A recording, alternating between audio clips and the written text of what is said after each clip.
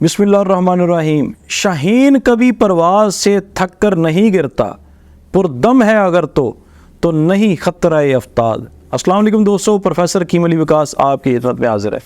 आज जड़ी बूटियों में से मैं आपको अलसी की मुकम्मल तफसीलात बताने जा रहा हूँ। अरबी में इसको बुज़र अल कितान कहते हैं, फ़ारसी में बुज़रक कहा जाता है, अंग्रेज़ी में इसको लिंसेट कहते हैं। इसका पौधा 1 गज़ ऊंचा होता है। अलसी के बीजों से तेल निकाला जाता है। इसका रंग सुर्ख स्याही माइल होता है। इसका मिजाज गर्म और खुशक पहले दर्जे में है। इसके मुसले कशनीज़ और सकंजबीन है। इसकी मिकदार खुराक 5 ग्राम से 12 ग्राम तक है।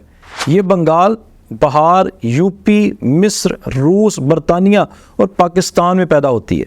अब आपको इसके इस्तेमालात तफसील के साथ बताऊंगा। अलसी बलगम को खारिज करती है, सीना को बलगम से पाक कर देती है। इसकी छाल को जलाकर ज़ख़म पर छिड़कने से ज़ख़म जल्दी भर आता है। अलसी की चाय दमा, खांसी और सुजाक में इस्तेमाल कराई जाती है।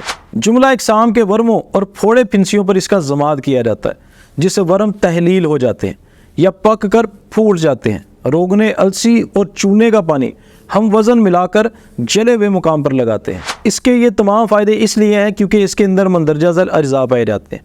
अलसी में क्लोरोजेनिक एसिड, अमाइनो एसिड और फैटी एसिड पाए जाते हैं।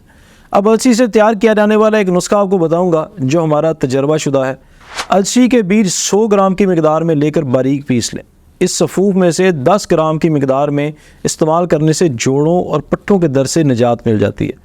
इसके अलावा जिस्मानी सोजिश भी ख़त्म हो जाती है।